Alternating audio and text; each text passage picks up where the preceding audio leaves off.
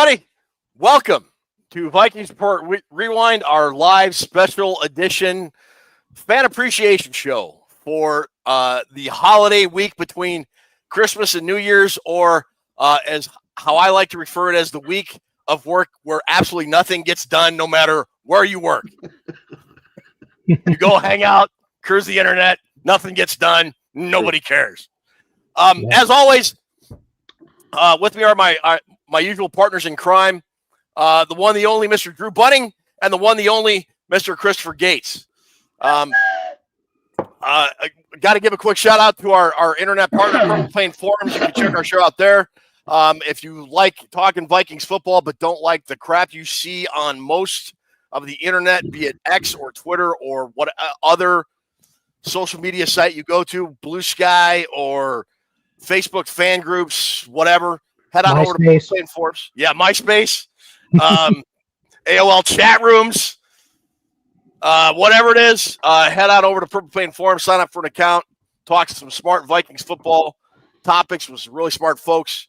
And then if you want to get all the Vikings news that's fit to print digitally, as it were, head on over to Daily Norseman. That's dailynorseman.com, run by the one, the only Christopher Gates, who's the OG blogger, been doing it since 2006. Started up that site, joined the SB Nation. When did you join the SB Nation family of blogs, as it were? It was right around the same time. Okay, all right. Yeah. But like you were like one of the original football blogs, weren't you? NFL? Not really. I kind of got started with SB Nation. Well, so, just go with me. Chris was the original NFL blog on SB Nation for the Vikings. Yeah, we'll go with that. For the Vikings, been there since 2006, and has no intention of slowing down anytime soon.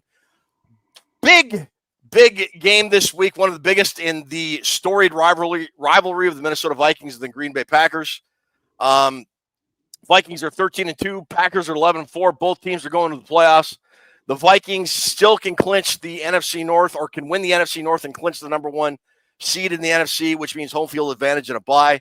The Packers have clinched the playoff spot, cannot clinch the NFC North, but they can improve their position in the wild card standings. Drew, Chris, this is a big week for both teams. It absolutely is. I mean, we say it every week. Nobody expected anything from this team. People expected Green Bay to be pretty solid this year, but we've gotten to the point where we're playing football that matters in late December and early January again. I mean, last year we were kind of out of things by Christmas time, and that they were mathematically alive, but I think realistically everyone knew the season was shot by this point. But it's great to be playing games that matter at this point in the season again. Drew, before I go to you, other than saying hi and hi to Ruby, she's in the background making all this happen. We're doing this show, and this is kind of our end of the year fan appreciation show. We're going to bring some of our OG fans, if you will, or fans that want to talk football, talk Vikings football.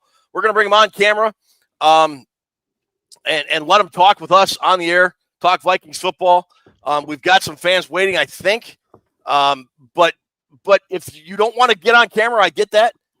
Just put a question in the comments. As always, like we do with every live show, we're going to be giving prizes away. Just all you got to do to be eligible is make a comment. And you'll be put on the Toonce's Wheel of Destiny at the end of the show.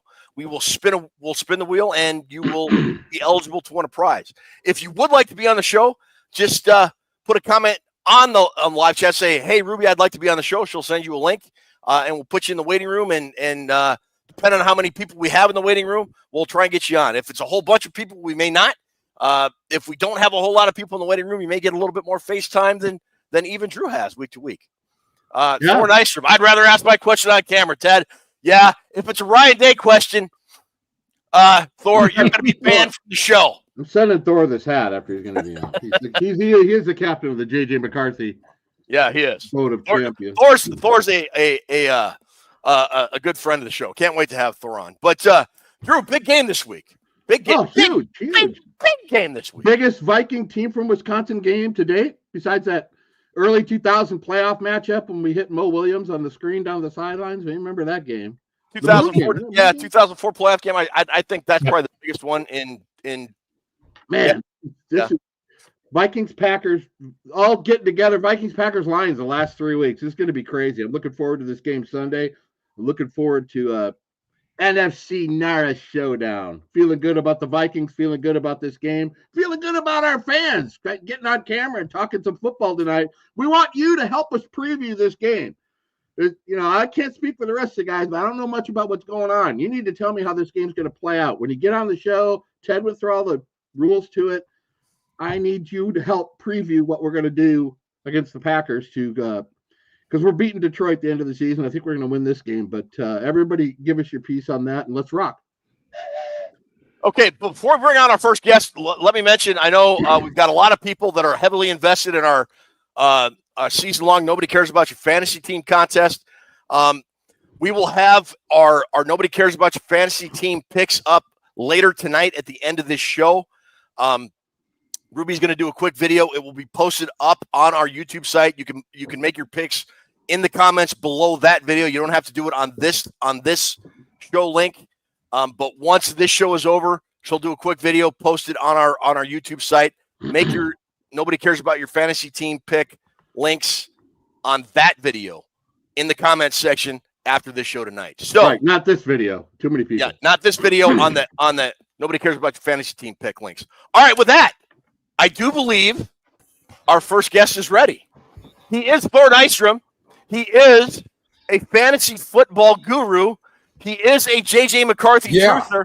And Thor and I have been in a foxhole, proverbial foxhole on X/Twitter, whatever it is you want to call it, fending off the Sam Darnold extension heretics for about the last 2.5 weeks now. Thor, can you hear us?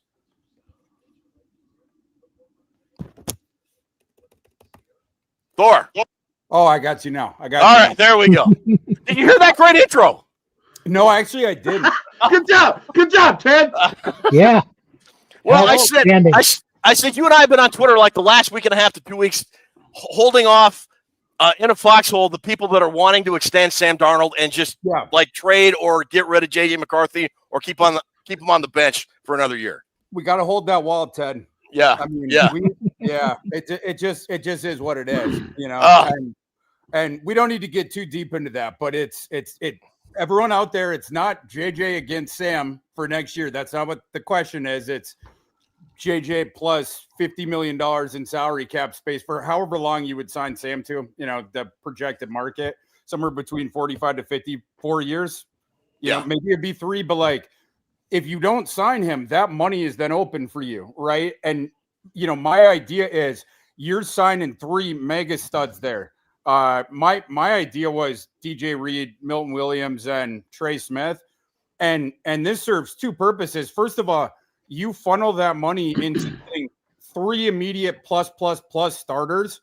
But then the other thing is, if you do it that way and it's into like 3 dudes as opposed to like 6 or 7, the comp pick formula works in your favor because it's the amount of qualifying free agents that you sign against the ones that leave, right? It's just that number. If you sign less, if you keep it to 3 qualifying free agents, but they're like big spender ones, you keep the qualifiers down, you're going to get the comp picks coming back for the guys that leave. Brother Thor, put on a robe and a choir behind you and keep preaching. But all right, enough of that. What you had a specific question, man. I assumed it was just the Sam JJ stuff, but if you got another question, hit us with it. And if it's Ryan Day, you're banned. It's not going to be specific. It's not going to be specific to. I'm not going to talk crap about Ryan Day. Ryan Day cost me a lot of money against Tennessee. Good. I jumped off a cliff into a wood chipper on that one. And the fact that it was Chip Kelly that, sort of outthought, outsmarted the complete opposite game plan they did against Michigan. And it's like, we're not going to futilely run behind the bad offense, the injury decimated offensive line into the awesome front 7. How about we attack the bad cornerbacks with the team that always has single high coverage? We have the best receivers in college football. Like, let's get crazy. And it worked. The thing I wanted to ask you about, credit to Ryan Day, doff of the cap to Ryan Day. And I'm not the kind that usually does that, as you know, Ted. But the thing I wanted to ask you about, of course, is Ohio State, Oregon. It's easily the best college football playoff game this weekend, and we can all agree that game should have been at least a round or two later. It could arguably enough, especially with Georgia not having Carson Beck. You can absolutely make an argument that those are the two best teams in the nation. That's not what I want to talk about with you, though. Okay. I want your honest opinion of that game. So for people out there, Ohio State, I believe, is favored by 2.5. Obviously, it's a neutral. Oregon won in Eugene in the back and forth seesaw game, but was it a field goal in October, Ted? Yeah, it's like a 1 or 2 point game. This is going to be a close one. I want the breakdown. Winnable game for Ohio State. I think it's going to come down to field position and turnovers. I don't want to talk too long about non-Viking stuff, but it's a very winnable game for Ohio State. I think the fact that it's on a neutral field gives Ohio State an advantage. I think the fact that it's on natural grass gives Ohio State a little bit of an advantage. We'll see. The fact that they only lost by less than 3 points in Eugene gives Ohio State a bigger advantage. They travel. Ohio State's fan base travels really well. I think that's going to give them an advantage. I think they're going to win. I really do. I didn't think they'd beat Tennessee. I really didn't. I didn't have any faith in Ryan Day. If he coaches as aggressively as he did against Tennessee, against Oregon, this is a team that's fully capable of winning. If he turtles and does the John Cooper, they have no chance. I like it. Yeah. All right. And then one Vikings question for you guys. I'll hang up and listen. So I have a supposition that I basically just want to like run by you guys, which is like, you think about this game against the Packers. You think about like the first one and differences. Obviously Jordan Love being healthy is one. What are we going to get? Is Watson going to play? Is Watson not going to play? Can the Vikings be more aggressive, moving guys up? If he's not, that deep home run threat is not out there for the Pack. Those are interesting things. The Vikings' key on offense, this is where I think there could be an X factor. I'm curious if you guys agree with this or if you would have like a different X factor. I think TJ Hawkinson is the big X factor in this game. Didn't play in the first one, and now they have all the game film of, you're funneling so much of the receiving usage obviously into Jefferson and then more recently Addison. I think Addison, like the last month plus, is number 3 in the NFL in fantasy points per game, like over the last 5 or 6. I mean, he's been putting up numbers. But like if you go to Hawkinson here, it's against tendency against the team that didn't see him the first time around, and the Packers are bad at defending tight ends. That's my thought process. But I'll hang up now and I'll watch you guys on there. Thanks, Thor. Thanks, Thor. Chris, then Drew. You guys. No, I absolutely agree.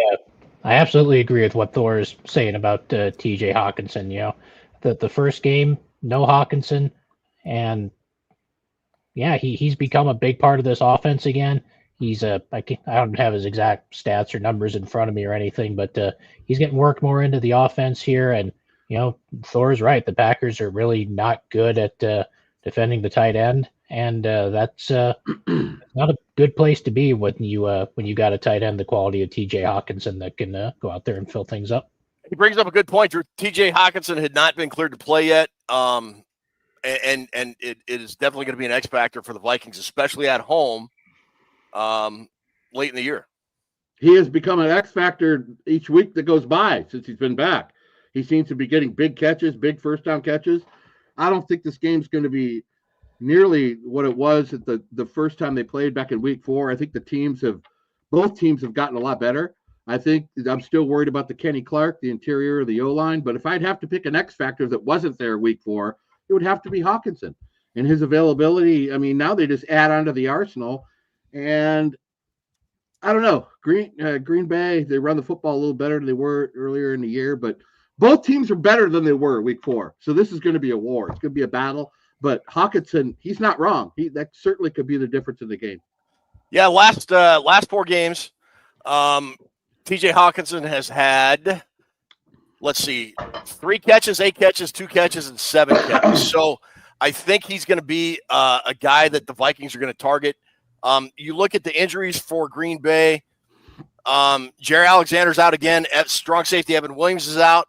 Javon Bullard is out, and linebacker Quay Walker's out. Thor mentioned it's a big loss. Quay Walker's a big loss for the Packers. On the offensive side of the ball, Christian Watson is questionable.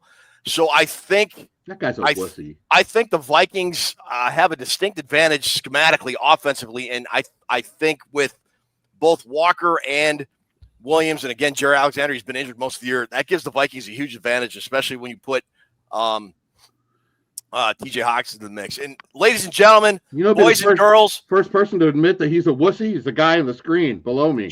Ladies, boys and girls, children of all ages, it's the one, the only, the machine, Tony Bell. Tony, how are you? Tony's finally here. It took you long enough to get me on, but I'm like, Tony. Here we go. Tony, I haven't heard you say this year. I'm done with this team. When's Outpost coming? I haven't seen that all year. You're really going to start, Drew? You're really going to start? You're really going to start? Folks, Drew never actually abuse from a bass player. Give me a break. That's right, bass player. And folks, Tony is a friend of the show. He's been a fan since like day one. He is a founding member of our Facebook fan page, the Gallahorn, and he has forgotten more Vikings history than any of us could ever accumulate. Tony, he's the machine. He is the machine. We call him the machine because if you mention anything about Vikings history, and you're not sure, I'll just tag Tony. Tony, what's the answer? And he will know it. It's incredible. It's utterly incredible. Every time. It's utterly incredible. Tony, what are your thoughts on this weekend's game? What do you think the key matchup is heading into this weekend? Your thoughts on Thor's comments about TJ Hawkinson being the X factor? Do you agree, disagree, or do you think there's something else we need to be looking at? No, Thor's 100% right about TJ. 100% right. There's your X factor right there, and I think I'm calling right now. Mark it down, guys. Hawkinson gets 2 touchdowns. Oh, we got to write that down. The machine. If the machine says that, if I don't know, I'm not a gambler because gambling is of that is of the devil. But if I were to wager and go into the sin of gambling, I would put money on TJ Hawkinson getting 2 touchdowns. Tony, if that happens, you can waltz through the prize vault and pick out whatever you want. The biggest thing for us Sunday, and I've said this, is a couple of things. Drew, you'll agree with me. We talked about it. You got to jump on them early. Run the ball down their throats. Take time off the clock. Keep that offense off the field. Give your defense a rest. Right. And when you get the chance, run up the score. Bottom line. Oh. Now you're close. This is where points can come into play now with the Lions. I don't think it will. I think the Lions suck. I think we win the division and we get that number 1 seed. But you need to be on the safe side. So if you need to put up points, you put the damn points up there. Stop playing nice. Stop winning by 3 points, 4 points against teams you should handle. The Packers are going to be tough, but guess what? They're not invincible, folks. They haven't played the best teams in the last 2 weeks. Tony, you've coached a lot of football in your day and probably played a lot of football in your day. The Vikings have that lull. Every game when they're in the third quarter where they have 3 or 4 3-and-outs, they don't look very inspired. They don't look like they want to execute very well. And then when shit starts going wrong, they turn it up and they start executing. Why is that lull happening? Why does it happen with these teams? That could be the coaching. That could be because KOC does it. Once those plays are scripted, he kind of loses that edge. Okay. So it could be once the scripted plays work and they jump out, it's kind of like all of a sudden, well, let's take it easy. No, you got to keep it up. It could be coaching. A lot of it is coaching. A lot of it is. You got to keep the players focused, and you got to keep being aggressive, especially in play calling. Like the first time we played these guys, 28-7 halftime, wasn't it? Yeah, you've got, and you know what? The team hasn't been the same since that second half of that Packer game. All of a sudden, that second half, things kind of went back to the old way. We found ways to win, and we won some games handily, but they've been close. Sure. But that comes with coaching. Now, am I ripping on KLC? No. KLC's done a phenomenal job with what he's got, especially with Sam Darnold. If you can get Sam Darnold to 13 wins, you need to be coach of the year. I was going to say, if Sam Darnold's in the MVP conversation, you're automatically coach of the year in my right. opinion. But you got your two biggest games now. Face it, this is the playoffs right now. Yeah, the playoffs have started.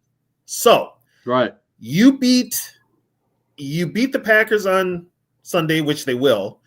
There's no guarantee that the Lions are going to beat the Niners.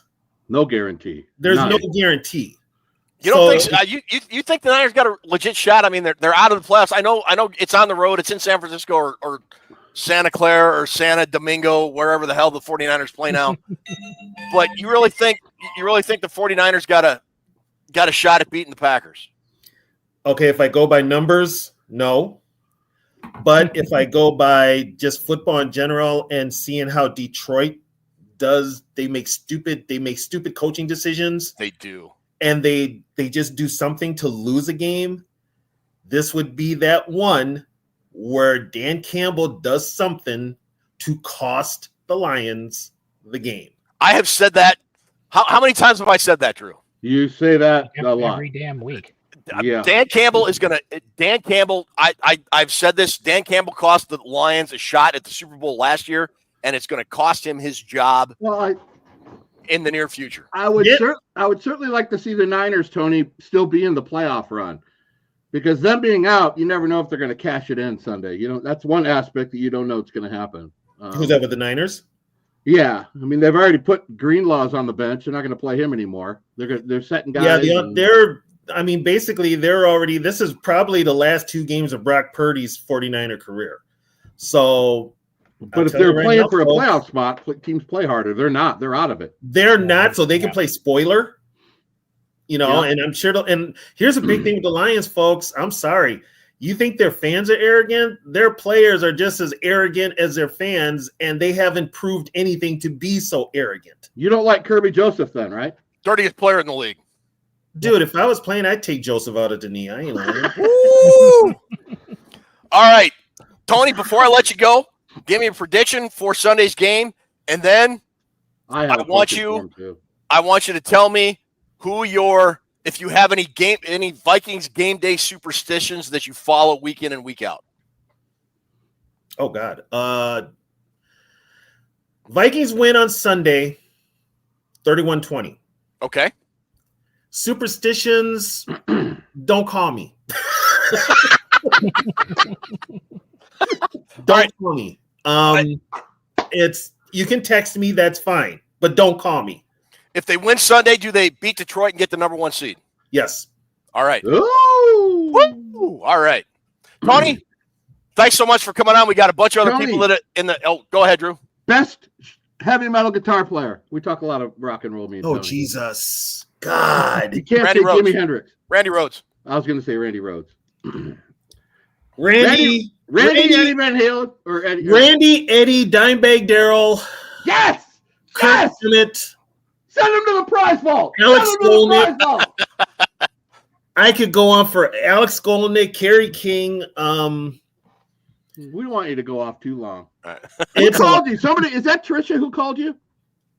Trisha? No, that was NFL News. Oh, I thought it was Trisha letting you know how cute I was. You tell her I'll call her later. No, that's Trisha calling me to tell you to F off. All right. I love you, Tony. Tony, it was a pleasure. Take care, guys. Take care, Tony. Thanks for coming on. Tony Bell. All right. 2 touchdowns for Hawkinson. Tony throws That's a hot take, man. Yeah, Tony's spicy hot takes, man. Yeah. One roster thing before we get to our next guest. Jair Alexander is ducking Justin Jefferson. He doesn't like to play him, does he? He absolutely. That sumbitch is scared to death of Justin Jefferson, and he should be. And he's just straight up ducking the guy. He's not playing again? Yeah, he's out. He's out. He's officially out.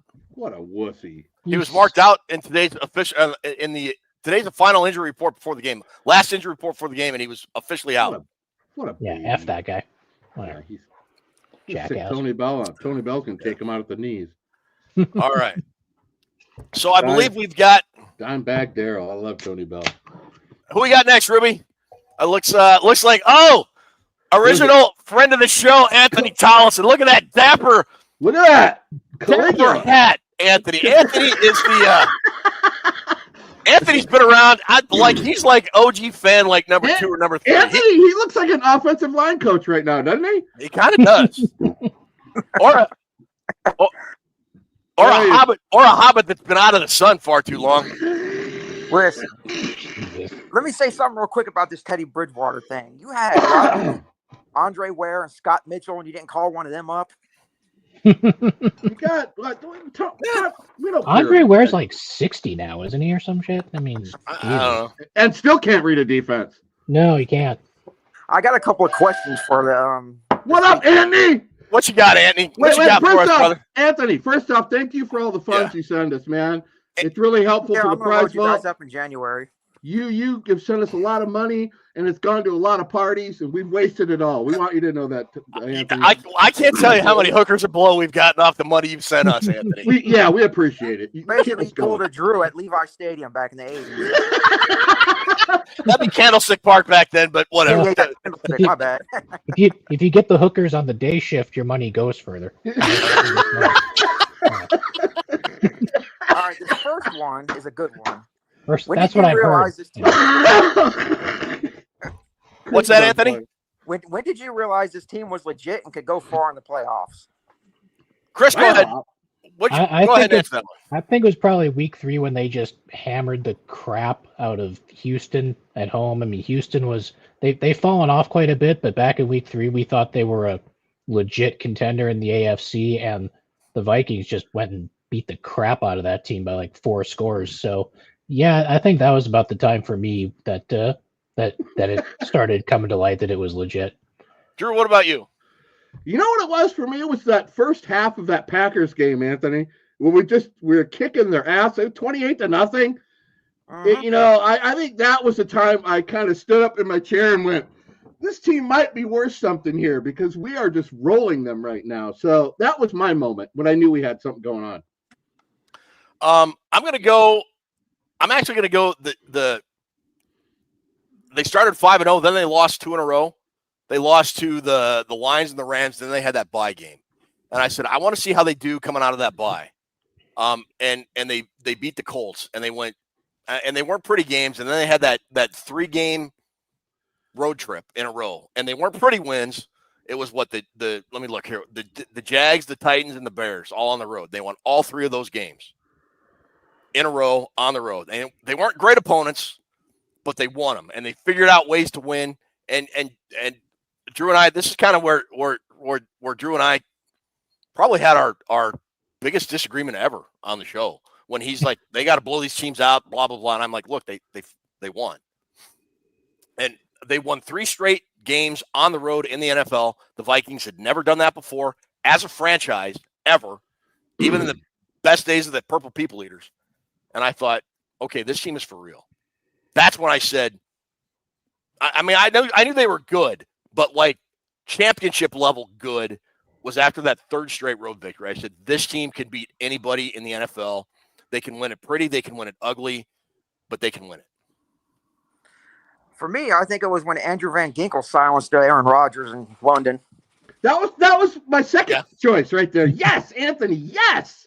That's exactly right. And after that, I was like, wow, this team's going to the playoffs, and we got a legit shot this year. That's a great call. That's a good answer, too.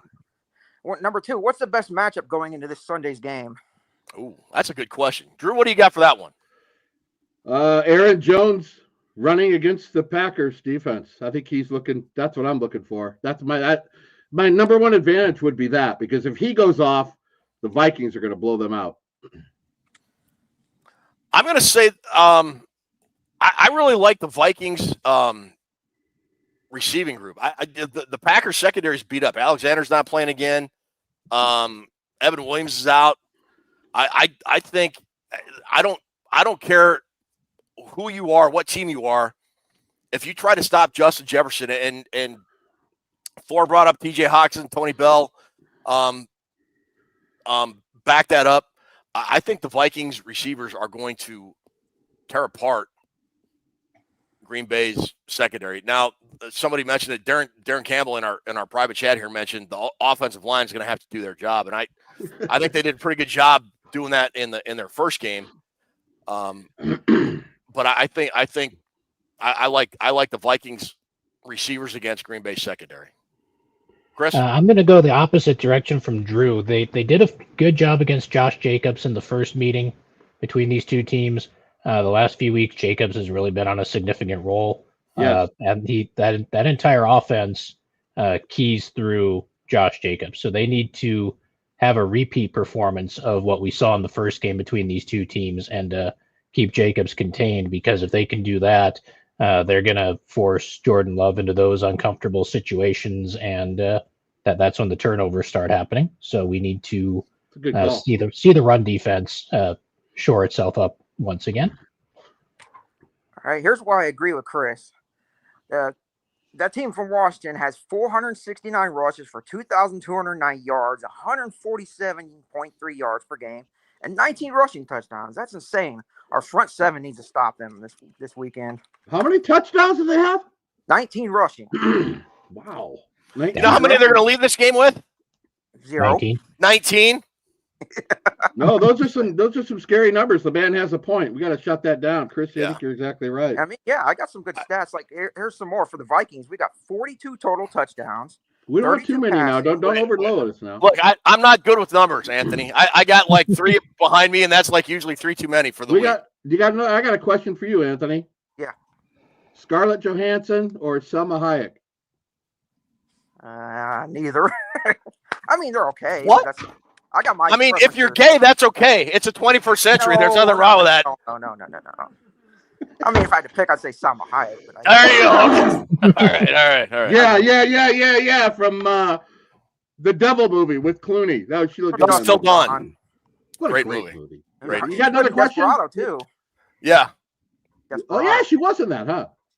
Yeah. Nice. Listen to this for what we got on defense. We got 46 sacks right now for 307 yards, 22 interceptions for 134 yards. What's the most sacks the Vikings have ever had as a team? Was that the Dolman, Noga, and all those guys, Chris? Yeah, I want to say. Yeah, they had. I'll look up the exact number, but they were either at 70 or close to 70 the 1 year with those guys. 60, Yeah, because I mean they weren't keeping sacks as an official stat during the Purple People Eaters era. So 46 sacks, what we have this year, it's not bad. Yeah. Yeah, I got one more question. What's that? Real quick. If you could play anybody in the Super Bowl this year, who would you want to play? I think the Vikings. Jacksonville. Yeah. Okay. That's a good one. Drew, how about you? I want to settle the 0-4 Buffalo thing, man. I want to settle it once and for all. I think a Buffalo Vikings Super Bowl would break the internet. I really, honest to God, believe that would happen. Absolutely would. That gives me a semi just thinking about it. Yeah. So does Selma, but that's neither here nor there. I say, well, I'll get revenge on Super Bowl 4 because that was embarrassing. They were all embarrassing, Anthony. No, we want to beat the 0-4 team, Anthony. That way, they're the only one that are 0-4. We need to put a stop to the Chiefs winning everything, though. We could be the team to do it. Chiefs aren't going to be there. Chiefs are not going to be there, Anthony. They're not going to be there. All right. Thank you, Anthony. Appreciate you coming on, man. Thank you, love you, brother. You've been a great sponsor to the show, Anthony. That Vikings team we were thinking of is 1989 with Dolman and Millard and Henry Is that the year Millard had like 22 sacks or 24 or whatever it was? Dolman had 21, Millard had 18, Noga had 11.5, Henry Thomas had 9. Damn. So the 2 defensive tackles had 30, Ted. Hey, really quick before we bring our next guest on, I got a really cool gift over Christmas. Yeah? It's this Minnesota Vikings. It's a bottle opener, and it's got this little field goal thing and a football here. And on the back, there's this little magnet. So when you pop the bottle open, it's caught here at the football. So a Vikings kicker will never miss a field goal again. And you're thinking, well, why'd you want to show me your cool Vikings gift? That is great. Well, it's made by a Vikings fan, and the friend that gave it to me told me that the guy that makes this is a Vikings fan, and his name is Cole Harn, and you can follow him on Facebook at Woodworking by Cole. His TikTok is at Woodworking by Cole. His Instagram is woodworking_by_Cole. So thank you, Cole. This is a great gift. I love it. So go onto the social media, follow this guy Cole. Cole Harn, H-A-R-N. Cole Harn, H-A-R-N. Cole Harn. Okay. So write that down. Great stuff. Love it. Thank you, Cole. Appreciate it. Can't wait to get drunk, drinking beer, watching the Vikings win the Super Bowl while I'm opening them with this Minnesota Vikings bottle opener made by Cole Harn. Shocker. All righty. Oh, who's next? Our next guest, Is Ontario? ladies and gentlemen, boys and girls, children of all ages. He's the one. He's the only Vikings first and SKOL creator.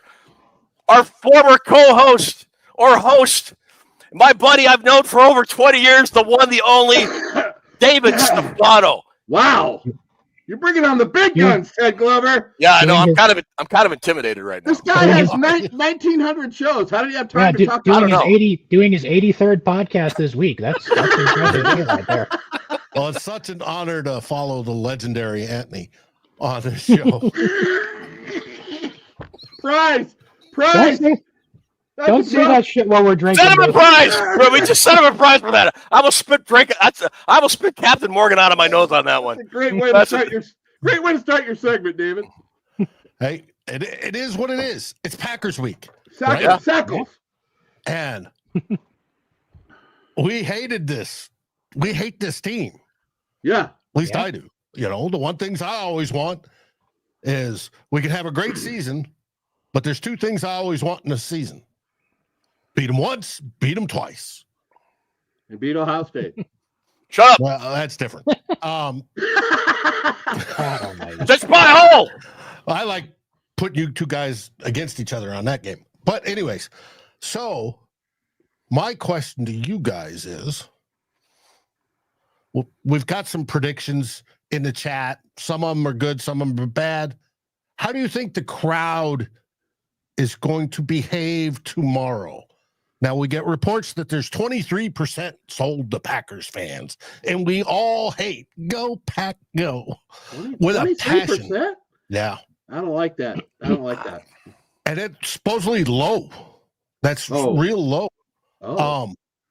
But we hate it. How do you think the crowd is going to react in the stadium tomorrow? All right. Can I take this question? Yeah. And I hate to go back to the Ohio State Tennessee game because there were reports very similar to this before that. For God's sake. No, I promise you, it's not going to be about that game. But leading up to the game, they're saying it was going to be about a 60-40 Ohio State Tennessee fan split. Did it sound like that during the game? No. It looked like it. You saw a lot of orange in the stands. But did they make any noise? No. And if the Vikings go up 14-0 early, no. So shut up. Get in your car and drive back to Wisconsin. Go. It's not going to be a big deal. Okay. I'm done. No. Let's hope. I agree on that. David, give me some strategy on this game? How did the Vikings? I mean, last time they played, they got off to that big start, 28-0. That was 28-7. Things got a little tight in the second half.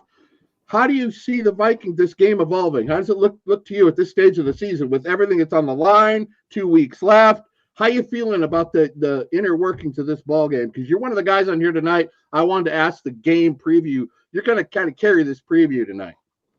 Well, I'm going to carry more tomorrow on Two Old Bloggers with Darren.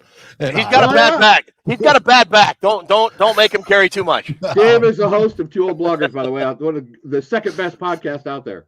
No, to me, it is. Yes, I want them to go out strong, run the score up, just keep the foot on the throat, just bash their heads in, just end it. Let's call dagger at the end of the second quarter, right? That give them no will to play anymore. Now, that's probably not going to happen, but that's what I'd like to see. I think that the key to tomorrow's game, one, Josh Jacobs is an excellent running back for them. Obviously, they've run the offense through him this season. Sure. They've been successful at it. They weren't real successful when they played us the first time. I think we held them to 70-something yards total rushing the first Something game. like that. Yeah, around there. Right. And we need to do the same, if not better, this time. Now, do I think we can? Yes, I do. Why, you ask? Well, we get Ivan Pace back, the human missile bowling ball, right? Which obviously works. He's fresh. I think he's been ready to go for the last 2 weeks. He's back, and we get Jalen Redmond back. Jalen Redmond won the starting position a few weeks ago on the defensive line. He has been by far one of the best interior linemen when it comes to the rush and the pass that we've had in a while. You combine that with the rotation, how they like to do it, Tillery and everybody else. I think we can keep our defenders fresh and attacking the whole game and not wait till the fourth quarter, right? So that's, I think, is the key on the defensive side of the game, to shut down that offense and apply pressure to Love, obviously. That's a number one thing to do, but I think we can stop the run. Question before I let you go, Dave, and for the room. Pace, I thought initially went out with an ankle injury, but I saw that it's a hamstring. Mm-hmm. Do you think they're bringing him back too early, Dave? No. And then we'll go to Chris and then Drew. I do not. Nope. I've heard reports out of Egan that he's been ready to go the last couple of weeks. Or that's how I'm reading the press conferences, that he's been more than ready. Okay. And so that tells me it was a light hammy, a light injury, and you can have those. I mean, from a bruise to a slight whatever, and he's ready to go. He's itching to go. I think he'll be fine. Okay. Same with Hitman on the back end. Right. Yeah, he's back too. With the Vikings having the quality depth, David, they have this year, which they haven't had in a few years, I think they have the luxury of making sure guys are 100% before they bring them back and re-injure themselves. Yes. I think, Dave, correct me if I'm wrong, I think going towards this playoff run, the Vikings are one of the more healthier teams going into this tournament. We've only got one person on the injury report, so I would agree with you. That would Gilmore just came back last week, so he's relatively fresh, and we want that with some of these older guys. But sure. But having the quality depth allows you to sit guys until they're absolutely ready. Yes, and not put a whole lot of rep pressure on them. You don't have guys playing 90% of the reps on the defensive line or even in the defensive backfield. I mean, they pulled Hitman off a couple drives this season. And so, no, I think the fact that we have depth this year may be a key to us being 13-2. A great point. That's a great point. Yeah, because before we'd lose, we were very top heavy, great, and then we'd lose somebody and we'd have nobody. It'd be an instant hole. Well, now we're filling them. And that's what she said. That's what she said. And whether it's Kwesi's move to get Robinson after Darisaw went down, which was brilliant, or however it's been this year, and they've gone. If you look at our free agent list, who we've signed, it's long, right? And we got the premier ones, Van Ginkel, Cashman, Grenard, right? But you keep looking down, and all those guys were brought in because of depth replacement, not just bottom roster churning stuff, but to fill in depth, and it has given us that base. Dave, when is your show this week? When's the Two Old Bloggers show? It'll be tomorrow at 4 Central. Two Old Bloggers, 4 Central tomorrow. You do not want to miss Darren Campbell and David Stefano here. They're talking about football. It's lots of great information. You don't want to miss it. Dave, it's good seeing you again, my friend. As always. The last time we talked, you mentioned you might be up this way sometime soon. If you are, stop by. We'll break bread, and we'll hopefully, if it's the playoffs, we'll watch a Vikings game together. I'll tell you, we're looking for real estate. Yeah, I know. Dave, who we playing in the Super Bowl when we make it? Who we playing, David? I agree with you guys. I want to see us against Buffalo. Wouldn't that be watch something? The internet blow up. Yeah, that'd be awesome. It'd be awesome. All right. I would say let's just not even play. Just split the Super Bowl trophy in half. We'll both call ourselves champions. No, as tough as it is coming on after Anthony, you did a great job. Yeah, Thanks, guys. Yeah, you followed in his footsteps very well, brother. It's good seeing you again. Take care. SKOL Vikings. SKOL Vikings. Love to see you soon. The other half of the Two Old Bloggers. Oh, is he here? Yeah. He's Soup. Is Soup here? Oh, there he is. God, it's DC Nice. Soup. Darren Campbell, eh? from the Great North. What's it called? The Great White North. The great Darren Campbell finally got you on the. I asked Darren a couple months ago, hey Darren, you want to be on the show? Ah, come on, Drew. I don't have time for that silly stuff. I got my own show to do. Look at that Vikings toque he's wearing. No, you want information, solid information that's honest, and a guy that doesn't give a shit what anybody thinks about his opinion. It's this guy on our screen, ladies and gentlemen. The other half of Two Old Bloggers, like I said, it's on tomorrow. Don't miss Darren. Darren, how the hell are you?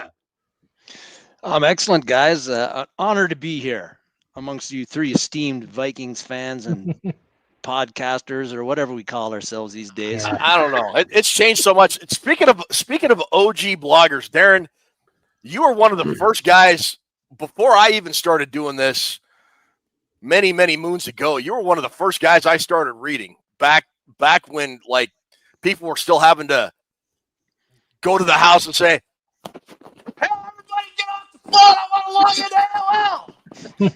and like that's like when I really that you were one of those guys. Like before blogging was a thing, you were doing it, and so I started reading your stuff a long time ago. And you got back into the business with the stuff with Dave, and you guys put out a great product, man. So thanks for joining us. Thank you for reminding me how old we all are. Yeah. So hopefully the Vikings will make the Super Bowl this year and they'll win it, and we can all die happy. Yes. What are you looking at this weekend? I mean, a huge game between the Vikings and the Packers, and it's there hasn't been this much at stake very often in recent years because the Vikings have been, not that competitive this late in the year, or things have already been decided or whatever. What are you looking at for the Vikings and the Packers for key matchups, or what are you going to be looking at for them to do? Yeah, well, it feels to me it's kind of like a similar vibe for the Packers as it was last year, where they were shit. They were 3-6, and then they got rolling, and then they faced us. And this year they weren't just quite as shit. They were 3-2, but Love wasn't playing very well. He's throwing lots of interceptions. They were kind of so-so on defense, and now they've rolled off. They've gone 6-2 in their last 8. Everybody thinks they're the best team in the NFL. And we, our situation was much different last year. We couldn't figure out who we were going to start at quarterback. KOC decides to go to Jaron Hall in that game. Did not go very well, as we know. Well, this is like the Packers might be in a similar situation, and everybody's, giving them all kinds of kudos. But this Vikings team is in a much different situation this year than they were last year. You got Darnold playing as well as anybody in the league. Defense is deeper and better. We can actually run the ball a little bit. But I think like Chris said earlier, like Dave said earlier, some people are talking about TJ Hawkinson. I think he's going to be important for him or Addison or somebody to be a good secondary target. But look, these teams played each other once already. A lot of similar players in the past 2 or 3 years. There shouldn't be a lot of secrets here. I don't think that Flores or LaFleur are going to come up with this big out of like crazy game plan that's going to befuddle either team. It comes down to the guy you're lined up against beating that guy. And that's what it comes down to, and line of scrimmage stuff. I know Josh Jacobs is a very good running back, but he's not doing this on his own. You see a lot of these plays, he's not getting contacted until he's 2 or 3 yards past the line of scrimmage. The Packers have a very good offensive line, and guys like Jonathan Bullard, Harrison Phillips, Jalen Redmond, they've got to hold the ground and not give up ground on the line of scrimmage. And tackling too, that's going to be a big one. When we get the first Josh Jacobs or whoever, Wilson, they got to go down on first contact, not second and third. And you just saw Monday night against against New Orleans. They don't have much to play for, but I can't remember. I lost track of how many tackles that Jacobs broke. And same thing with wide receiver screens. Can't get out flanked. Got to have guys rallying to the ball. Can't turn a pass that's 2 yards behind a line of scrimmage and have the Packers consistently get 8-9 yards out of that. We got to fight off the blocks, got to rally to the ball. This all sounds kind of cliche, but it's very important because if the Packers get in, it's true though. Second and short, third and short consistently every drive, it's going to be hard for the Vikings to stop them. It's exactly, but I think they can do exactly it. right. It's exactly But right. I think they can do it, and I'm hoping that again that crowd makes a difference. A few penalties here and there, pre-snap penalties through the crowd noise, false starts, illegal procedures, guys not lining up right because they can't hear what's going on or they're confused. I think the US Bank Stadium has been really important in a few games this year in helping the Vikings win, which I didn't think has been the case in previous years. So just some things I'm looking for. You know, one thing I've noticed is, and we've talked about this on our show. I don't know if you and Dave have, but when I've tuned in and watched, I haven't noticed it. But what I have noticed, you guys have been awesome. But the Vikings have been the much more disciplined team this year in terms of penalties versus opposing penalties. The Vikings have not been a very heavily penalized team versus their opponents this year. The opposing teams have been called for more penalties almost by a 2-to-1 basis. It feels like. I'd have to look it up for exact numbers, but especially at US Bank Stadium, it seems like teams get called a lot more in a lot more key situations than the Vikings have. I think that's going to be a very big key. And it seems that when the Vikings do get penalized, and they get into a 1st and 15 or a 1st and 20 or a 2nd and 20, they are much better at being able to overcome those situations than they were last year because they have Sam Darnold being able to move around in the pocket and make a play and get it to Justin Jefferson or TJ Hawkinson. And now instead of 1st and 20 or 2nd and 20, it's now 2nd and 5 or 3rd and 5. And now they get into a manageable down and distance situation, whereas last year they couldn't. And that's been one of the big differences. And and Chris and Drew, I think Jalen Redmond and Ivan Pace coming back this week is going to be huge in terms of going to what Darren said about keeping Green Bay's running game at bay and swarming to the ball and getting guys tackled or getting the hit and then not being able to get a lot of yards after catch. No, I absolutely agree with that. And, Harrison Smith, we talked about him missing last week's game. I think he's going to be a big one coming back too, because he's never been afraid to get up in the to get up there and get physical in the run game. So, yeah, having those three guys. I mean, Jalen Redmond, I don't even know if he was on the active roster the first time these two teams played. He might have still been on the practice squad. But yeah, we said last week if you'd have said at the beginning of the year that we would get to this point in the season and not having Jalen Redmond was suddenly a big deal, nobody would have believed it. But that dude has come on super strong over the past month and a half or so. And yeah, he's going to be a huge factor on Sunday. Drew? This is why I go on that Two Old Blogger show to listen to Darren every week. Because he makes me smarter. He's been on here, 10 minutes? I'm smarter. He's exactly right. The game plan about the run. I'm telling you right now, if Kwesi Adolfo-Mensah decides to get on a bus and go cleanse his soul and live at Burning Man, I want Darren Campbell running this team. Because he's the only one I believe. I trust him. And I don't think Darren's going to Burning Man, nor is he going to win the Stanley Cup anytime soon. That's a different story. Ooh! I think he's exactly right. I love listening to Darren Campbell because he gets right to the breakdown stuff. For 6 years, we used to do the old man. Remember, Darren, with Old Man's Opinion? We used to talk about the games and do a breakdown of the games. That's a long time ago, but I enjoyed that segment, and we always talked a lot during those game breakdowns. And I tell you, man, you're always spot on with what the Vikings are going through, what they're facing right now. The run thing with Jacobs is huge. That's a big part of the game, and I'm in agreement with Darren on that. If Darren's 2nd and 2, I don't think we win this game, Campbell. I don't think we win it. No, and Ted was, before I get yanked off here to let some even better people than me talk, but Ted was talking about the penalties. I actually counted today because we're going to be talking about this on Two Old Bloggers tomorrow. Yeah. But this has been something I noticed, and I think I counted the Vikings have had 97 penalties accepted on them this year for 797 yardage that they've lost. Their opponents have had 127 penalties accepted penalties on them for well over 1,000 yards lost. So we have over 300 yard advantage in that in penalties this year. And a lot of it has come in the last the first 6-7 games or so, that wasn't that way. But KOC and the Vikings coaching staff and the Vikings players have really cleaned that up in the last 8 games. And I think I saw somewhere that the Vikings have gotten more benefit from pass interference calls against their receivers than any team in the league this year. Which, if you have a pair of receivers like Justin Jefferson and Jordan Addison, that's going to happen. I mean, it seems like Jefferson draws a 40-some-odd yard pass interference penalty every game these past few weeks that puts the Vikings into scoring position. So, without Jair Alexander, who once again is ducking Justin Jefferson, like guys used to duck Mike Tyson back in the day.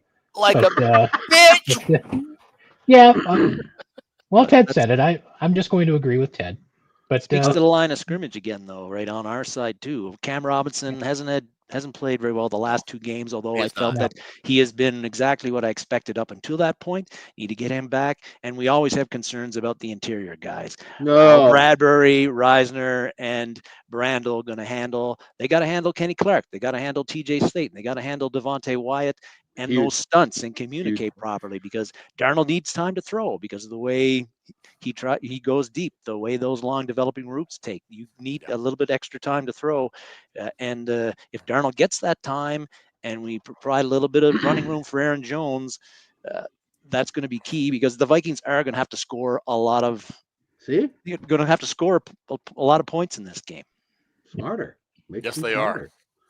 Still All 31 years without the Stanley Cup. How are the Flyers going to do this year? They're going to win it for you? No, they're a 500 team, probably not going to make the playoffs. How about the Minnesota Wild? There's a lot of Minnesota Wild fans that watch. No, they're good. They have a good team. They might win it. As long as it doesn't go to Canada with Darren, I'm happy. I told him 6 years ago. 6 years ago, Ted, I said, you're never getting it back. And now we're at 31 years, and they're never getting it back. Came close with Edmonton.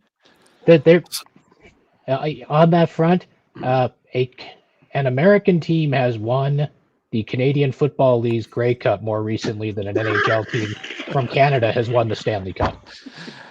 Baltimore Stallions. The Baltimore Stallions, absolutely. DC, have a great show tomorrow. We bring a guest on and we insult him in his national sport. But Darren knows us. He knows that's what we're about. He knows us. I know. That's how you guys roll. Have a great show tomorrow. Are the Blues making the playoffs this year, DC? No. What's that? Are the St. Louis Blues making the playoffs this year? No, they're not. All right, they won the cup. It's all right. They're going to be sweeping the cellar with the Sharks. Ryan O'Reilly drinks free in St. Louis for the rest of his life. That's okay. All right. Jordan Bennington. What time's your show on tomorrow on 2L Bloggers? 3 p.m. Central, 4 p.m. Mountain Standard Time. Hell yeah! All right. Thanks so much for taking time out of your day to join us, DC. We'll talk to you soon. Thank you, guys. All right. Man, Appreciate guy it. knows his football. That guy knows football. He knows his stuff, man. Yeah, he knows his stuff. All right. Great. Thanks. Glad he was on. Get me out of here. Eject. I don't blame him. All righty. So I love what Darren says. It's one thing we really haven't talked about a lot. I mean, we talked about the Vikings being a lot more disciplined team this year, Right. but the tackling has not been as sound as it has been in years past. That's a good point, Ted. And Darren brought that up, and I will say the one thing I do like about, we talked about the penalties, and we talked about this in the preseason when after the Vikings signed Stephon Gilmore, they have a veteran secondary now. You've got Shaq Griffin, you've got Gilmore, you've got Harrison Smith, you got Josh Vitellis, you got Cam Bynum. They're a very savvy bunch of guys that know know when they can get sort of handsy and know how to avoid taking or giving or know how to avoid a big pass interference penalty. And that really hasn't happened to the Vikings a whole lot this year. Yeah, they've given up a PI, but when it's happened, it's been against like a guy like Fabian Moreau, who's he's an experienced guy, but a guy that hasn't played a whole lot. I mean, the Vikings have done a really good job of not shooting themselves in the foot a whole lot defensively. Yes, and I'm glad Soup brought up the penalty thing.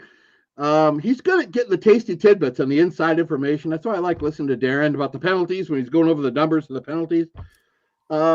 It seems every week, and it doesn't get talked about, Ted, but you get that 41-yard interference call that goes on Addison in the end zone. Every week, Addison draws a big flag. That's a lot of yardage, Chris. It doesn't get talked about. All of a sudden, we got it at the 2-yard line, and we had it at the 40 or 50. So I'm glad he brought that up because that doesn't get noticed a lot. But 300 yards is a big difference. Rhino, I got to use the blue room. Rhino, save the room. I got to use the blue room. Good evening, guys. He's Ryan Johnson. He's one of the co-hosts of Vikings Uncensored. Rhino, how you doing? Doing good. Hope you guys had a Merry Christmas. And hey, I'm still waiting for the main Christmas present this week, a Vikings win over the Packers on Sunday. So what are your thoughts on this upcoming game this Sunday? I mean, it's going to be a tough game. I mean, Green Bay, as much as I hate to say it, I mean, they're a very good team.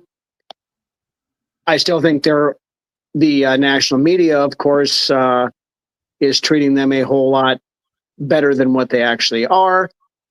But it's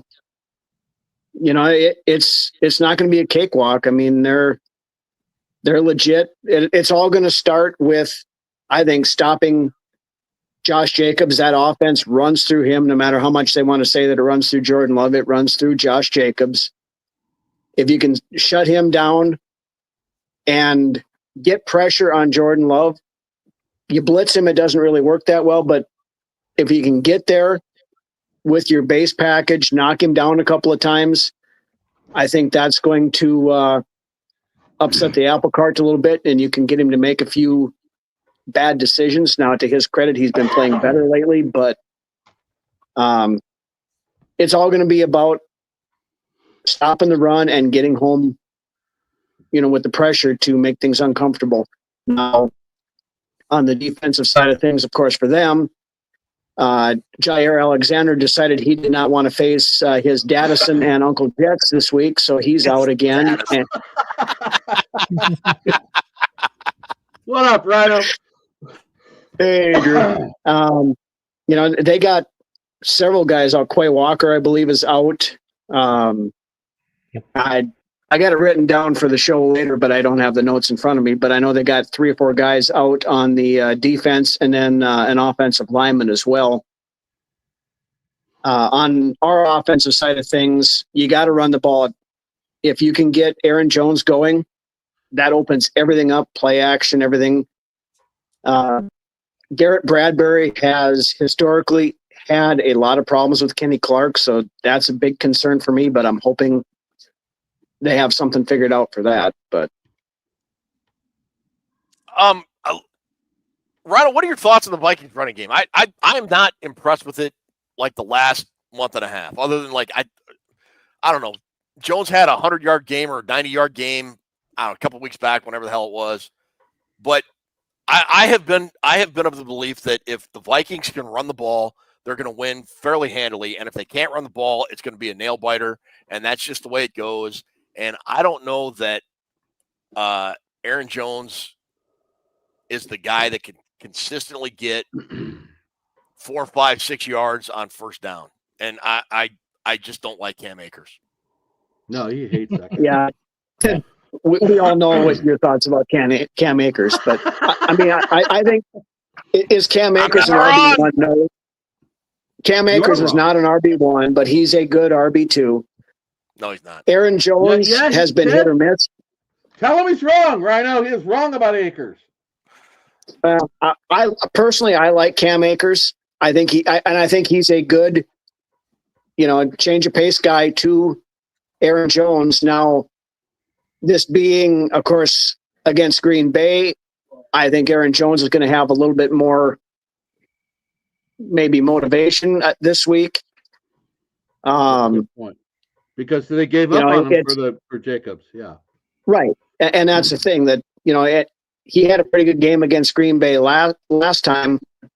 Now, like last week, to your point, Ted, he didn't have a ton of yards. I think he had 76 yards last week, but the yards that he did get were timely and in crucial situations. So sometimes, that means just as much as a guy going off for $130. So I think it's getting that timely run in. But how many Man, Tommy. yards? Anthony, I'm not Anthony. Anthony's in the comment there. How many rushing yards for Aaron Jones this week, Mr. Ryan? I think he goes for Tony had 2 touchdowns for Hawkinson. I'm going to hold you to the next pick right here. How many rushing yards? I'm going to go. Let's call it $110 and a touchdown. Okay, we do that. We're in the winning column. I think so. Yeah. And because when you do that, if you can run that well, you're going to open up play action, and then, you're going to be able to either, to Tony's point earlier is, hitting Hawkinson in that intermediate stuff. And if you're starting to hit that, they're going to have to pull their safeties and stuff a little bit to cover that. And that's just going to open up Addison and Jefferson down the field a little bit more too. So, okay, I'm going to put you down for that, Rhino. 110 yards for Aaron Jones on the sombrero and a touchdown. And if you hit that, you get to go in the prize. Did you get the last prize I sent? Yeah, I sent you something a couple weeks ago. Yeah, I did. You'll see it later tonight. It's on I got it up on the wall in the studio now. So thank you, sir. Good man. Rhino won the prize ball. Thank you for the prize. The wheel. Yeah, he likes that wheel. Well, Tommy, Aaron Jones had like 93 yards in the game at Lambeau. He didn't score a touchdown, I don't believe, but he had over 90 yards rushing.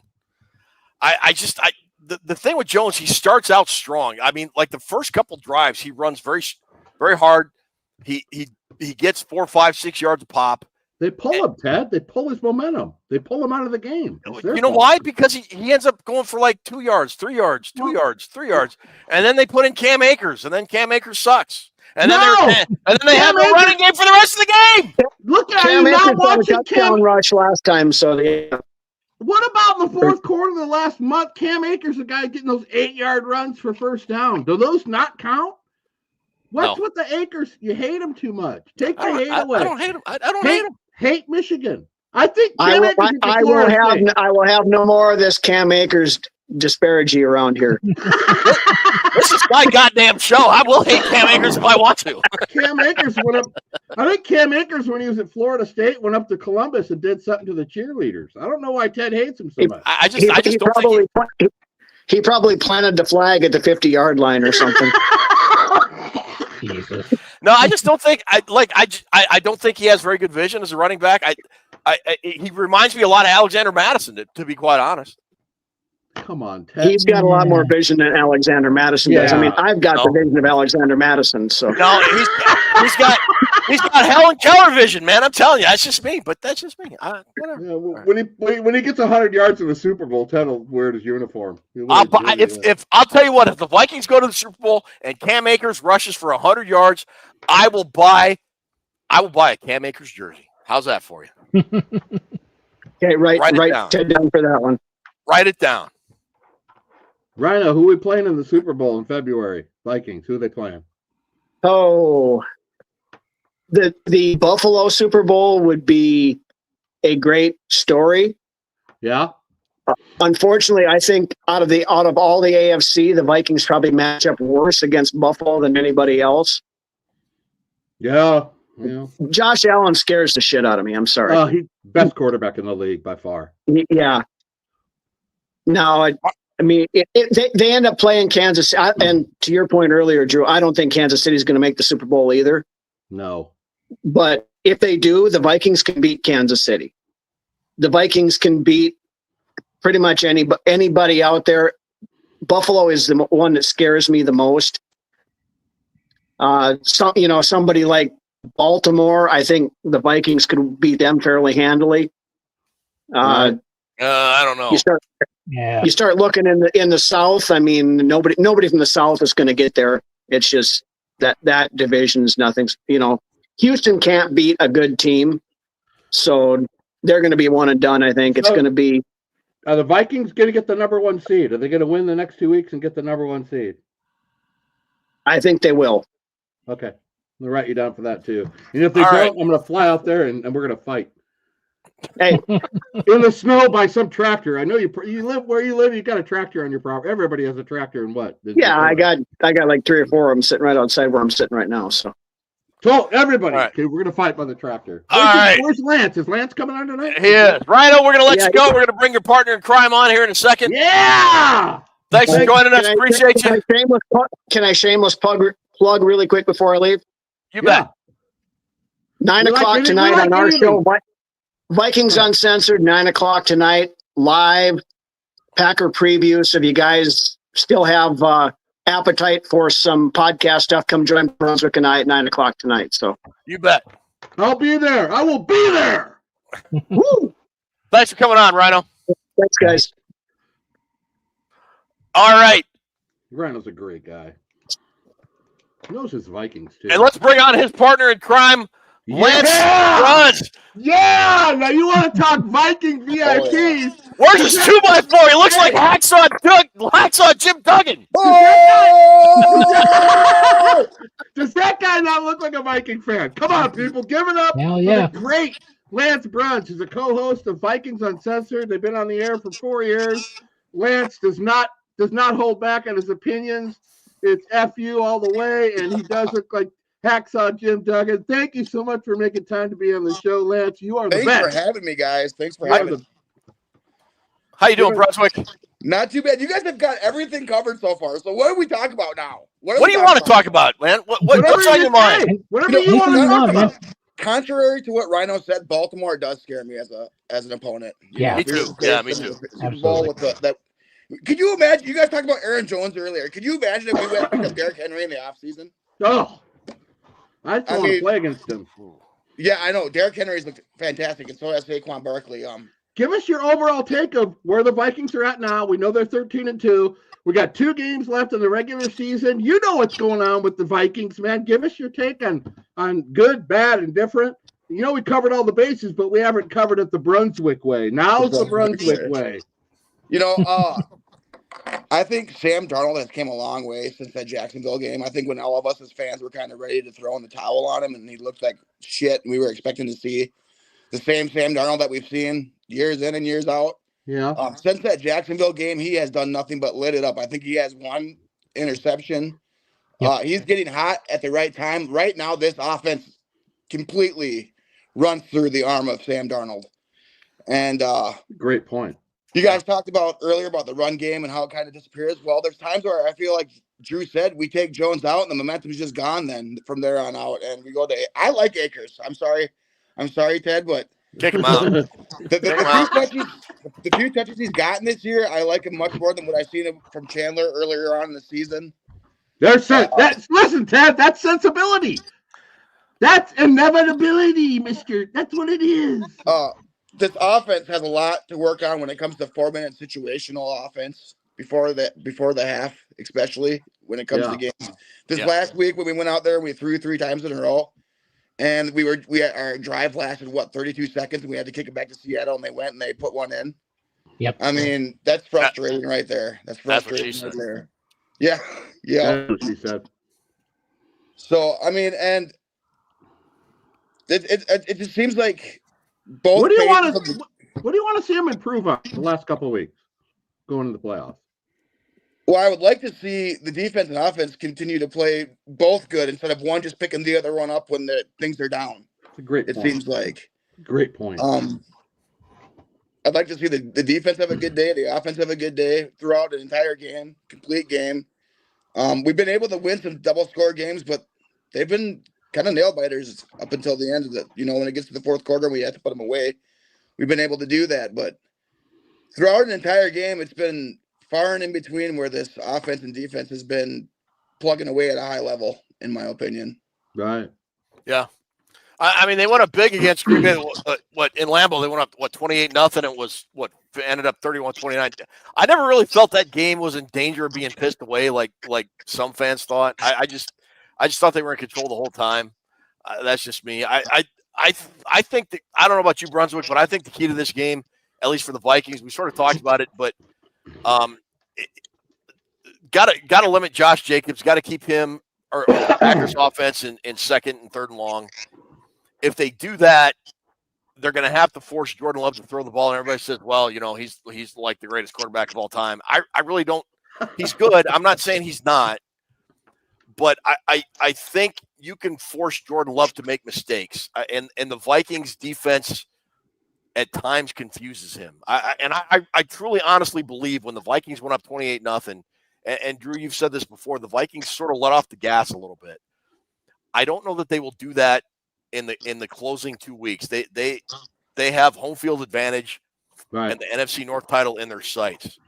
I think they have the ability to just close and kill, and if they can make Green Bay one-dimensional, Lance, I don't know about you, but this is the game to do it. Yeah, maybe I'm wrong. That's true. I mean, I think, and as most of everybody else in here thinks, is the number one key should be shutting down Josh Jacobs. They've become a lot more physical of a Green Bay team than we've seen in the past. And yeah, Jordan Love is very susceptible to throwing up some ducks for us to go get. So, but they have a pretty explosive offense over there, and that kind of scares me as well. I mean, it's a divisional game. Last year we went to Green Bay and we won, and then we laid an egg here at home. So I'm excited. I'm excited for this weekend, and I look forward to winning. Yeah, absolutely. What's your prediction on the game, Lance?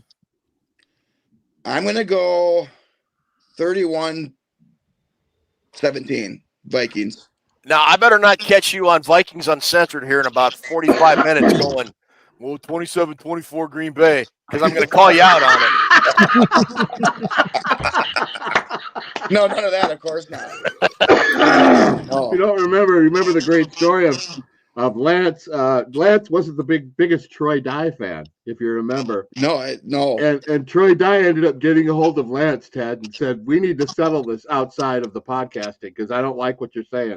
Really? So get this. He met Lance at I think it was a Safeway parking lot. He found out. He showed up at grocery store. Lance put him in a puddle of his own piss in like 5 seconds. It was over. Really? And Troy Dye went back home and he never bothered Lance again. That's seriously. Great. Oh, you do not want to you don't want to get the bad side of this man. Let me tell you, man. This guy. Look at that smile. It looks innocent, Ted, but it is. Don't mess with him. Well, Lance, you got any game day superstitions? Particular jersey you wear, particular seat you sit in? No, not particular. I make sure I smoke a nice joint before the game. My routine, and then I just sit down and let the chips fall as they may. Maybe KOC should do that approach. All right. Well, look, Brunswick, it's been awesome having you on. I was doing the Jerry Burns flux per minute counter, and you did not supersede or you did not pass the Jerry Burns. I'm shocked. I'm shocked. No F-bombs from Lance. None. Yeah, appreciate it. I'm shocked, and I'm glad I'm not your barber because I'd be broke. To be quite honest, I'd be out of business. You guys are great. Love the look, man. Love it. I wish I could grow a beard. I can't. I just get these patches here and I look stupid. So message from Troy Dye. I love Lance. See? Lance straightened him out. Him out. Right. All right. I'll see you in a while, Lance. I'm going to jump on your show in a while. Before I let you go, here, G-Mac just asked this question. I want you to answer this, brother. Here's a question for you guys. Do you think Deion Sanders will be a head coach in the NFL? That's a good question. I've heard a lot of connections between Deion and the Vegas Raiders and Shedeur getting picked, by the Raiders in the draft coming up, and Deion being a whole part of the deal there too. So we'll see. I think Deion is eventually, yes, NFL bound. Just the entertainment value and having him as a head coach on a team is there. So sure, you'll sell tickets, but you're not going to win the championship. Right. Okay. So you think they'll sign him for just publicity? I think so. He's not going to win the championship. You don't want to get me started on Deion. Okay, Chris? If you want to know how good Deion is, just ask Deion. Right, Lance? He'll tell you. Oh, yeah. He'll be the first one to tell you. He'll tell you. Yeah, I think he's going to be an NFL coach eventually. I don't know if it's going to be with the Raiders. Probably Cleveland. I wouldn't be surprised to see him take Mike McCarthy's place in Dallas, to be honest. That's a great point. I Yeah. think We'll get there Dion. eventually. I think Dion and Shador Sanders, his son, would be a package, and that is something I wouldn't want to deal with if I'm No. an NFL owner, and it'd be too much drama. And no, I wouldn't want to do it. I think somebody that's going to be looking at a head coaching job pretty quick is Josh McCown. Yeah. That's a Yeah. great Yeah. point right there. Yeah. See, Brunswick, you Yeah. make it smarter. Yeah. Don't fight me. I don't want to fight you now. Right. Anthony Tolson, former friend of the show, says Cam Akers signs 10-year, $150 million contract to stay in Minnesota. Ruby, refund his $4.99 and kick him off the program. Thanks for Lance, getting rid of Troy Dye, too. I hate that guy. thanks so much for coming on the show, Lance. Appreciate you. Appreciate you guys having me. Break a leg on your show. Half an hour you're on the air again? Half an hour, 9 o'clock Central. Right. You better go smoke another bowl. Yeah. I might have Take care, brother. Have a good you one, guys man. too. All right. Appreciate you guys. Thanks, man. All right. Look, we've been going on about That's what she said. almost an hour and a half. If nobody in the room, the waiting room empty? If If so, we can end it. yeah, I think we are. I think I don't want to leave anybody in the waiting room. I'm a stickler about I gotta hit the wheel, and that's Yeah, Ruby just said it's wheel time. So Ruby, come on in, say hi. She's been orchestrating this madhouse of Thanks, Toonses, for doing a great job tonight. this madhouse of stupidity this evening. Ruby, how you doing? You survived this tonight? Okay. Yeah, it was fun actually. I had a good time. She told me to shut up pregame too. So Yeah. She did. It was really funny. I mean, we went for an hour and a half, and she's not going to kill anyone because it's live, and she doesn't have to edit anything afterwards. That's true. So Ruby, do you really hate me, or do you really like me? I do. Spin the wheel. Non-committal. I like that. It's very nice. Oh, there we go. All righty. Tonight. Meow meow.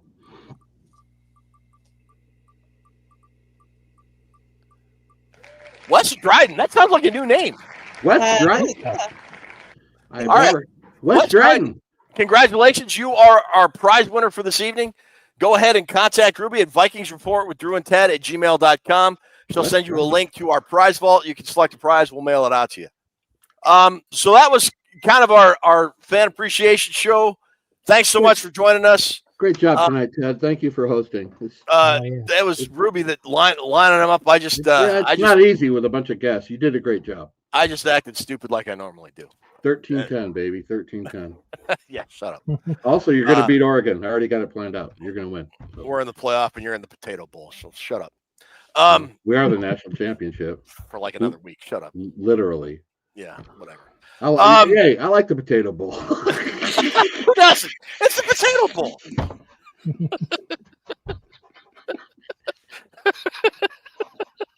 Never ends with us, man. It's not the Pop-Tart Bowl. Don't get me wrong. Yeah. But all right, Chris. Last thoughts before we get out of here for tonight. Man, there's a lot of fun having people stop in tonight. Always nice to let the folks have a say in what's going on. And let's just beat Green Bay on Sunday and worry about wrapping up the NFC North and the number 1 seed in Detroit next week. I mean, obviously the Vikings can't overlook this game and look ahead to Detroit, but hopefully on Sunday we'll be talking about how awesome it is to be playing for a division title and the right to be home all through the postseason. Brewster. Great to hear from the people. Man, every guest that we have on here made me smarter, all of them. I love the Viking fanship, and I love our fan base. It's good to give something back to the fans tonight, let them have a say on tonight's show. Thank you, everybody, for showing up with your questions. Thank you for taking time to be on our show. And it is great to be a Viking fan right now, Ted, Chris. I mean, look at what's going on in Chicago, in Atlanta. It's just, look at those things, people, and then realize what you got. You're involved in something special. Not just this year, next year and the year out, we're going to roll. The Vikings are going to roll, and I'm excited. This is the most excited I've been for a Viking season in a while. And the journey is here. It's among us. And we got a big rivalry game this weekend, followed up by another one next weekend. It's great to be a fan and be happy and be fired up. I don't know. Chris said it best. So thank you, people. Second 13-win season or possibly more in 3 years. Never happened in Vikings history before, even in the halcyon days of the Purple People Eaters. Like Drew said, it's a great time to be a Vikings fan. Division title and home field advantage throughout the playoffs is within grasp. Enjoy it, folks. I mean, I said this a couple weeks ago. This is what it felt like when I was a kid watching the Purple People Eaters. You just kind of knew they were going to pull it out. They were going to figure out a way to win.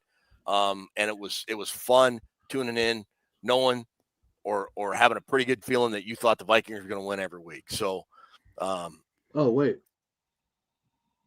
got a text from Cam Akers wondering if you could meet Lance Bruns at the parking lot at the grocery store. I don't know, Cam. Lance Bruns will be my champion, fighting in my stead. I have 2 bad shoulders and a bad back. Although the PA doesn't believe me.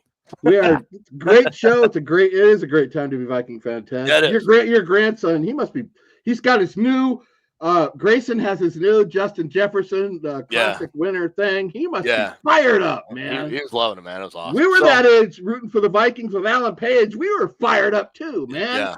Yeah. 13-2 is a great time to be a Vikings fan. We'll be live after the Packers game. Yeah. Us 3 idiots plus Ruby, who is by far and away not an idiot. I don't think she hates me, but she might. I don't know. Anyways, we'll see you guys early Sunday evening. SKOL Vikings.